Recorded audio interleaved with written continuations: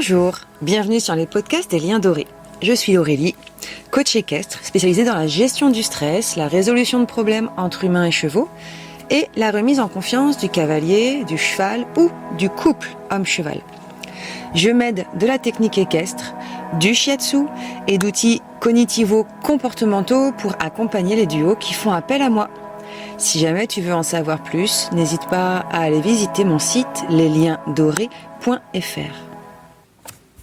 Aujourd'hui, on va parler tempérament, personnalité. Donc, il existe de nombreuses classifications qu'on dira psychologiques des individus, parfois appelées archétypes, comme pour les 12 archétypes de Jung, ou on a encore l'énéagramme qui parle des 9 types de personnalité. On a également pour certains l'astrologie qui parle des 12 signes, ou encore Lise Bourbeau qui explore les 5 blessures. Et la philosophie chinoise aborde les 9 tempéraments. La liste, bien sûr, n'est pas exhaustive. Chez les chevaux, on connaît également le Horseanality, qui est obsolète depuis un moment. L'éthologie scientifique aborde aussi le cheval sous le prisme des 5 dimensions du tempérament, que sont l'émotivité, la grégarité, l'activité motrice, la réactivité vis-à-vis des humains et la sensibilité sensorielle. Donc depuis toujours, on a essayé d'analyser et de mieux comprendre l'individu qu'on avait en face de soi ou nous-mêmes. Donc que l'on utilise aucun ou plusieurs de ces prismes, ça parle de nous et ça n'a pas de raison d'être jugé ou rejeté. Mais j'en parle parce que je m'en sers et par exemple, ceux qui ont confiance dans la science vont se tourner vers le classement comportemental éthologique. Ceux qui sont plus sensibles au développement personnel se tourneront peut-être vers l'énéagramme, peu importe. Ces systèmes ont tous un point commun, nous aider à nous comprendre mieux ou à mieux comprendre l'individu qu'on a en face de soi. Pour ma part, je m'intéresse à tous. Je les ai tous explorés, ceux cités et d'autres, et ils m'ont tous apporté un éclairage intéressant dans la mesure où on ne reste pas focus dessus et qu'on ne range pas les individus dans des cases ou qu'on comprend que l'individu peut habiter plusieurs de ses tempéraments ou de ses personnalités. Je trouve que c'est pertinent de s'y intéresser pour plusieurs raisons. Ces classifications, elles permettent d'avoir du recul sur un individu, de le percevoir dans sa globalité, et pas seulement sur des instants T. Ils remettent également en lumière les compétences et les potentiels de quelqu'un, d'un individu ou d'un cheval, en dépit des phases d'excès ou de déséquilibre qu'il peut traverser. Je me suis rapidement approprié les caractéristiques des 9 tempéraments de la philosophie chinoise parce que, pour moi, dans mon cerveau, il y avait une logique avec les 5 éléments et les 5 mouvements intérieurs et extérieurs qui me parlent beaucoup et qui ont aussi beaucoup de résonance dans ma réalité. Mais peut-être que ça sera un autre système qui vous parlera. Je vous parle un peu plus en détail de ces 5 mouvements et de ces 5 tempéraments. Donc, ces 5 éléments de la médecine chinoise amènent aussi 5 mouvements. Donc, on rappelle les 5 éléments, l'eau, le bois, le feu, la terre et le métal. Si vous voulez en savoir plus là-dessus, je vous invite à aller vers la petite formation que je propose en ligne et qui est accessible en toute autonomie sur mon site. Ça, vous le savez déjà suite au podcast précédent. Et j'ai pas encore exploré les 5 mouvements en tant que tels. Donc ces 5 mouvements, ils vont autant concerner l'aspect mental, notre relation consciente au monde, que l'aspect émotionnel de notre relation au monde, ainsi que l'aspect matériel, physique, mais aussi métabolique, pathologique, etc. Aujourd'hui, c'est l'aspect relationnel qu'on va aborder, la relation de soi aux autres, mais aussi de soi à soi. Donc ces 5 mouvements. L'élément eau, son mouvement, c'est l'énergie qui descend du ciel vers la terre. C'est un mouvement descendant, du haut vers le bas. Le bois, c'est une énergie qui se mobilise de l'intérieur vers l'extérieur. On va plutôt utiliser le mot expansion pour cette énergie du bois. Le feu, c'est une énergie qui monte de la terre au ciel. Donc là, c'est un mouvement ascendant. La terre, c'est une énergie qui est stable, au centre, neutre. Voilà, c'est celle du changement, de l'entre-deux. Et enfin, le métal, c'est l'inverse du bois. C'est l'énergie qui se mobilise de l'extérieur vers l'intérieur. On va utiliser les mots compression et contraction, concentration. Déjà, ces 5 premiers mouvements, est-ce qu'ils vous parlent ? Dans votre dynamique quotidienne, dans vos relations amicales, amoureuses ou avec les animaux ? Ça va devenir ensuite plus ludique. Parce que ces 5 mouvements, ils ont été mis en lien avec les numéros qui découlent d'une date de naissance. Et donc, ça permet de dessiner des tempéraments. Ces tempéraments sont des mouvements de personnalité, si vous voulez. Des tendances relationnelles de soi à soi et de soi aux autres. Ça part de notre rapport au monde extérieur dans toute sa globalité. J'ai découvert cette approche grâce à un épisode du podcast de Murmuréquin qui interviewait Charlotte Bass. D'habitude, j'accorde très peu de crédit à toutes ces pratiques astro, divinatoires et compagnie parce que c'est trop éloigné de moi et trop subjectif à mon goût. Mais pour ce qui est de ces 5 mouvements qui influencent le tempérament, j'ai été convaincue quand j'ai fait le calcul, par curiosité, pour mes chevaux. Le plus intense pour moi, ce fut de calculer les éléments d'Ariado. Pour replacer le contexte, Ariado rencontre des soucis de pied depuis ses 3 ans. Il en a 14 aujourd'hui. Il a des problèmes de surpoids également, mais sans être passé en fourbure pendant longtemps, sauf en 2022 où il en a fait une petite en plein hiver. Il est avec moi depuis ses 9 mois. Il a été globalement protégé, il n'a pas vécu d'expérience traumatisante majeure, sauf tout ce qui est en lien avec ses pieds, ce qui est déjà un très gros dossier. Il a toujours été un cheval fiable, précautionneux, gérable, bon élève. Une assurance vie depuis tout petit, la sagesse incarnée. Et je suis tout à fait objective quand je dis ça. Mais, comme il était beaucoup plus flamboyant petit, plus joueur aussi avec ses congénères, plus solaire que ces dernières années, j'étais dans une période où je me posais la question de sa santé mentale et émotionnelle. Et je me demandais pourquoi. Il avait tant perdu en motivation, en allant. Même si les pieds pouvaient expliquer ça, il a eu plusieurs solutions sous ses pieds pour avoir du confort. Et j'ai pas forcément vu remonter moralement plus que ça. Donc, j'ai calculé ces éléments. Il était feu enfant et terre adulte. Et là, beaucoup de choses s'expliquent.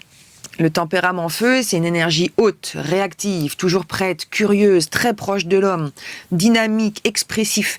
Alors que celui de la terre, c'est un individu calme, placide, gentil, fiable, qui aime manger plus, qui aime la routine, qui aime les activités à basse énergie.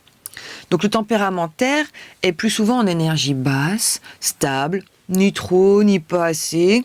Il ne bouge pas pour bouger, il n'aime pas ça. Il ne bouge que si l'effort mérite le déplacement. Vous voyez la différence entre le feu et la terre ? Donc, ça m'a, à ma grande surprise, beaucoup rassurée. Parce qu'à ce moment-là, j'ai réalisé à quel point je culpabilisais qu'Ariado ait changé à ce point. Alors que l'hypothèse qui se présentait était que ce sont ses besoins, son énergie qui avaient changé. Ce qui n'enlève évidemment rien à la surveillance de sa santé globale et à la prise en charge de ses pieds et de son confort.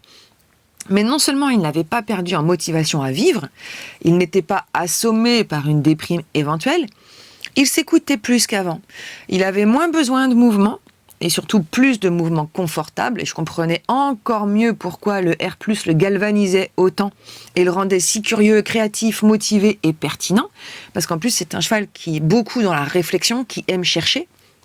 Du coup, j'ai continué à creuser ces 5 mouvements, et ces 9 tempéraments, et ils ont été très pertinents pour tous mes chevaux. D'où le fait que je m'en sers en coaching, non pas pour me donner un tuteur autour duquel je dois avancer, pas du tout, mais plutôt pour semer des graines dans la tête des cavaliers que peut-être leur cheval a une motivation très différente de la leur et qu'on aurait tout à gagner à faire un pont entre eux et nous.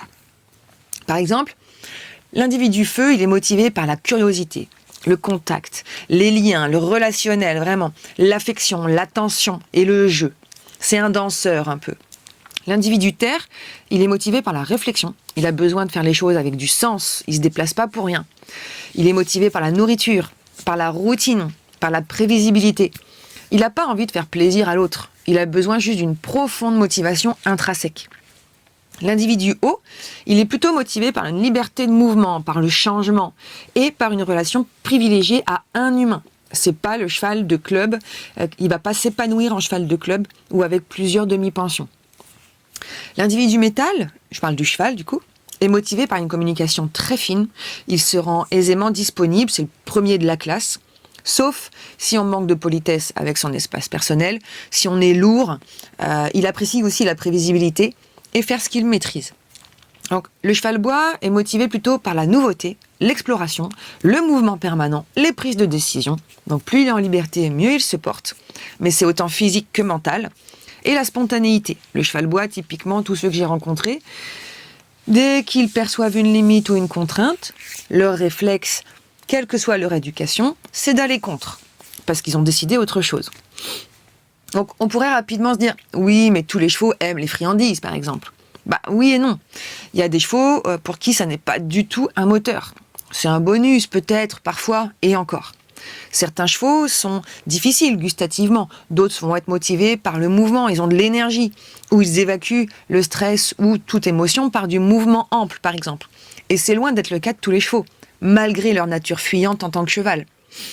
Donc qu'on soit coach, ou cavalier propriétaire, ou cavalier de valorisation de chevaux, on a tous notre propre carte mentale dans nos relations, dans notre manière de faire. On a notre propre zone de confort.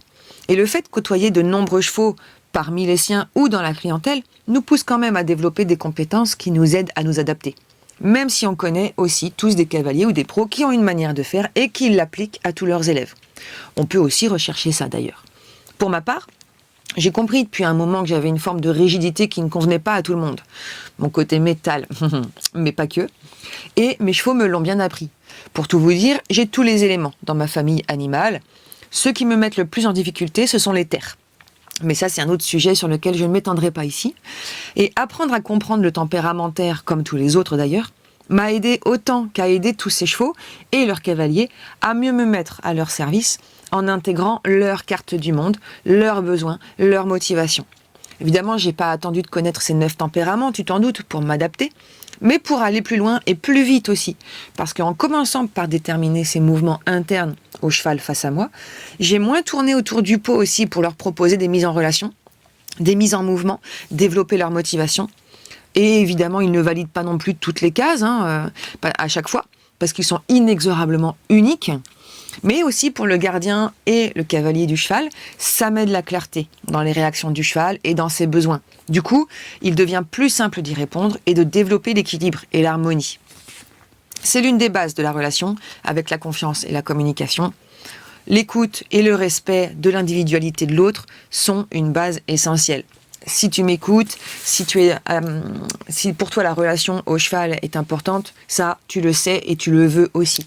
Donc voilà pourquoi aujourd'hui je voulais parler de ces 9 tempéraments qui moi m'apportent pas mal de réponses et qui aident aussi les cavaliers que j'accompagne.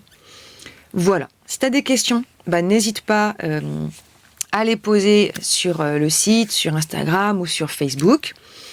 Si tu veux aller plus loin, j'ai écrit un petit e-book gratuit que tu trouveras sur mon site qui explique comment calculer tes chiffres enfants et adultes pour toi, ton cheval, ton chien, ton chat, pour qui tu veux, avec le descriptif pour les animaux et pour les humains. Donc, si jamais tu es curieux, je t'invite à le télécharger. Ça ne te coûtera absolument rien, même pas un email en échange. Et tu pourras explorer ça si tu en as envie. Et si tu as envie d'aller plus loin, n'hésite pas à me contacter et on verra si on peut collaborer ou pas ensemble, si ça te tente. Voilà, merci pour votre écoute, merci pour votre intérêt, pour votre curiosité, et je vous donne rendez-vous au prochain épisode.